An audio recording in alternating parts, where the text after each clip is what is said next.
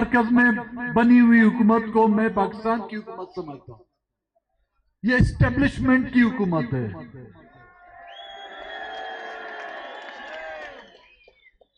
یہ فارم 47 کی حکومت ہے. یہ ایک نام نہاد الیکشن کمیشن کی حکومت ہے جس کو 8 فروری کو مینڈیٹ چوری کر کے آپ ایک مرغی چور کو تو گرفتار کر سکتے ہیں، آپ ایک بکری چور کو تو گرفتار کر سکتے ہیں، آپ ایک موٹر سائیکل اور موبائل چور کو تو گرفتار کر سکتے ہیں. خدا کے بندے، انہوں نے ملک کی عوام کا مینڈیٹ چور کیا. مطلب کسی کو اس کی حق کی رائے دہی کا جو اختیار دیا گیا تھا وہ چوری کیا گیا ہے. کس نے چوری کیا بھائی؟ خان صاحب، محمود خان صاحب، ایک دو ایف آئی آر کٹو. ایک تو کٹ گئی ہوگی میرے خیال میں، ایک دو اور ہو جائے.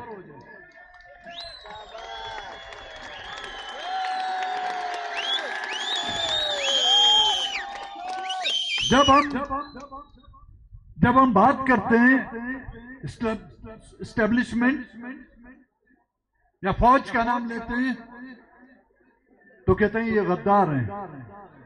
چلو بھائی، ہم آپ کا نام نہیں لے رہے. یہ ہندوستان کی فوج نے یہ کچھ کیا؟ یہ افغانستان کی فوج نے یہ مینڈیٹ چوری کیا؟ یہ ایران کی فوج نے یہاں پہ مینڈیٹ چوری کیا؟ یہ امریکہ کی فوج نے مینڈیٹ چوری کیا؟ چلو فرض کر لیتے ہیں ہم 1 منٹ کے لیے. یہ ہندوستان کی فوج نے آ کے یہاں پہ ڈبے چرائے، یہاں پہ ٹھپے مارے، یہاں پہ لوگوں کا مینڈیٹ چرایا. اگر اس نے چرایا تو پھر تم کس بلا کی دوا ہو جو یہاں پر بیٹھے ہوئے؟ تم کو جو یہ تنخواہیں مل رہی ہیں، تم کو جو یہ مراتیں مل رہی ہیں، تم یہ کرنلوں سے لے کر جنرل جو یہ یہاں پہ ٹھانٹے مار کے گھومتے ہو، عوام کے ٹیکس پر تم لوگ جو پلتے ہو، عوام کے ٹیکس پر کھا کھا کر تم جو ہے کلو کے حساب سے نہیں، ٹنوں کے حساب سے تمہارا وزن بڑھ رہا ہے. کیا اسی خاطر تم کو یہ تنخواہیں دی جاتی ہیں کہ تم عوام کے مینڈیٹ کو چرا کر اور اس کو ان لوگوں کو دے دو جن کو اس کے گھر والے بھی ووٹ نہیں دیتے؟ بلوچستان میں ایسے لوگ کامیاب کرائے گئے ہیں جن کو ان کے محلے کے لوگ پہچانتے بھی نہیں ہیں، جن کو ان کے گھر والے بھی ووٹ نہیں دینا پسند کرتے. وہ آج آ کر ہم پر حکمرانی کر رہے ہیں. یہاں پر اس ملک میں جو خوشحال طبقہ ہے یہ وہ اسٹیبلشمنٹ ہے جس کے 7 پشتیں جو ہیں آباد ہو چکی ہیں اس ملک کے لوگوں کے ٹیکس کے پیسے کھا کھا کر.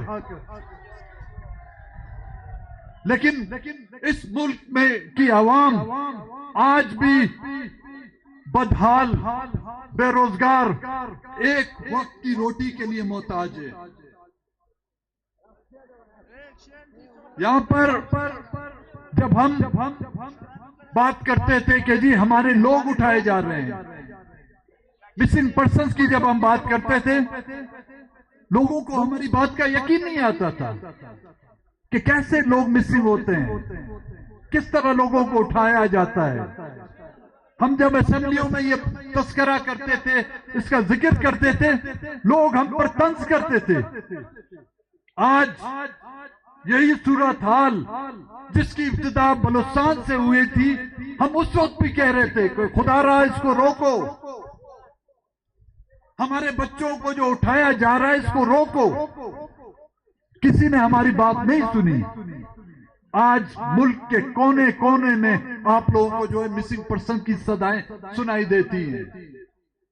عید کے پرمسرت موقع پر لوگ عید کی خوشیاں مناتے ہیں، عورتیں بچے عید کی خریداریاں کرتے ہیں، جشن مناتے ہیں لوگ عید کی خوشیاں میں، رشتہ دار ایک دوسرے کے گھروں پہ عید کی مبارکباد دینے کے لیے ایک دوسرے کے گھروں پہ جاتے ہیں۔ بدبخت ہم قوم ہیں جو ہماری مائیں بہنیں عید کے خوشی کے دن بھی سڑکوں پر اپنے پیاروں کو ڈھونڈ رہی ہیں۔ بدبخت ہم قوم ہیں جو عید کے جب قربانی کی عید ہوتی ہے لوگ دمبے کاٹتے ہیں، دو بکرے کاٹتے ہیں، لوگ گائے اور اونٹ کاٹتے ہیں، ذبح کرتے ہیں۔ ہم اپنے پیاروں کے جنازے اس دن عید کے دن اٹھاتے ہیں۔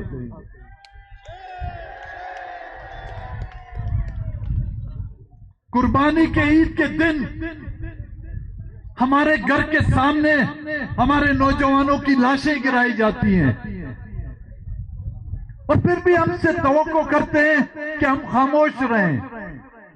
ایک جانور، ایک بے زبان جانور کے سامنے آپ اس کے بچے کو ماریں یا اس کو ذبح کریں، اس کا بس نہیں چلتا، وہ چیخے گا تو ضرور۔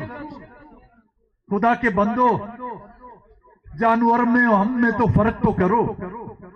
جب ہمارے سامنے ہمارے بچوں کو ذبح کرو گے، 10 سال ایک ماں روتے روتے اس کی آنکھ کی بینائی ختم ہو جاتی ہے اپنے بچے کو دیکھنے کے لیے۔ وہ بستر مرگ پر بھی اس کی آخری خواہش یہ ہوتی ہے کہ اس کا بیٹا اس کے سامنے، اس کی نظروں کے سامنے آئے۔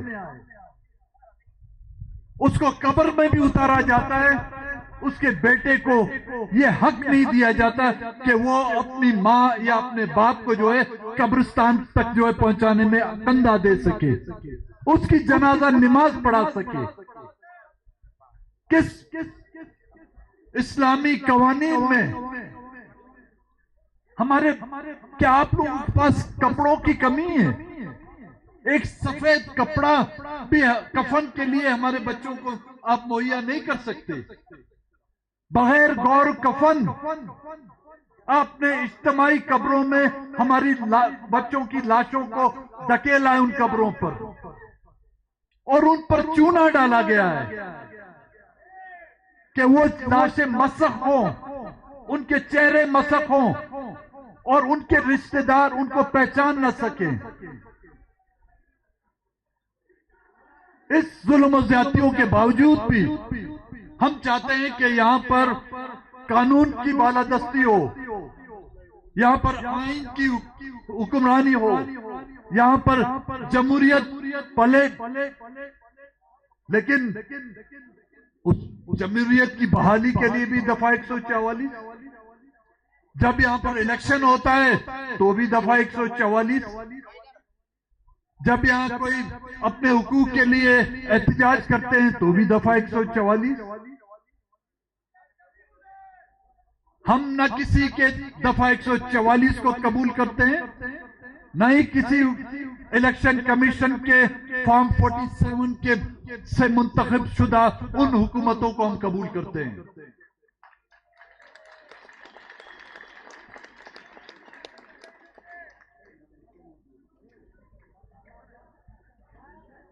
لوگ اپنے طور پر خود اپنا روزگار یہاں پر پیدا کرتے ہیں۔ بارڈر پر لوگ اپنی مدد آپ کے تحت روزگار پیدا کرتے ہیں، لیکن اس بارڈر کو بھی آپ بند کر رہے ہیں۔ وہ بھی اپنے من پسند لوگوں کو جو آپ کے بوٹوں کو ہاتھ سے نہیں اپنی پیشانی سے پالش کرتے ہیں ان کے سپرد کر رہے ہیں آپ ان کو۔ ہمیں روزگار کتنے لوگوں کو سرکار پہ آپ نوکری دیتے ہیں؟ جس طرح یہاں پر لوگوں کا مینڈیٹ چوری کر کے کروڑوں روپے لیے گئے، انہوں نے نہیں لیے بھائی، وہ ہندوستان کے کرنل ہاشم نے لیے تھے، ہندوستان سے تعلق تھا، یہاں کا نہیں تھا، میجر تھا، کرنل تھا، وہ ہندوستان سے تھا، وہ بدبخت پتہ نہیں چمن کے راستے سے شاید یہاں پہ پہنچا تھا۔ ساتھی جب چمن جائیں تو وہ چمن والوں سے پوچھے یہ کرنل ہاشم آیا کہاں سے تھا؟ روزگار تو آپ مہیا نہیں کر سکتے، جب ہم روزگار کے لیے آپ کے دروازوں پر آتے ہیں بغیر رشوت کے آپ روزگار بھی نہیں دیتے۔ آپ کا دیا ہوا روزگار ہمارے لیے جو کالی قبر ہے، جو روز اول سے 1947 سے آپ لوگ ہمیں دیتے آ رہے ہیں۔ تو آخر کیونکہ پھر بادل منڈلا رہے ہیں، سنو بارش ہو جائے، میں آخر میں تمام سیاسی ورکروں کا، پشتونخوا ملی عوامی پارٹی کے دوستوں کا اور تمام ان سیاسی پارٹیوں کا تہ دل سے مشکور اور ممنون ہوں کہ انہوں نے آج اس خراب موسم کے بعد اس جلسے میں آپ لوگوں نے شرکت اختیار کی، اور یہ امید رکھتا ہوں کہ ہماری یہ تحریک نہ کہ صرف بحالی آئین، جمہوریت کی پاسداری، بلکہ قوموں کی بنیادی حقوق، ہر قوم کو اس خطے میں جو وہ قوم آباد ہے وہ قوم اس خطے کی مالک قرار دی جائے گی، تب تک یہ ہماری جدوجہد جاری رہے گی۔ والسلام۔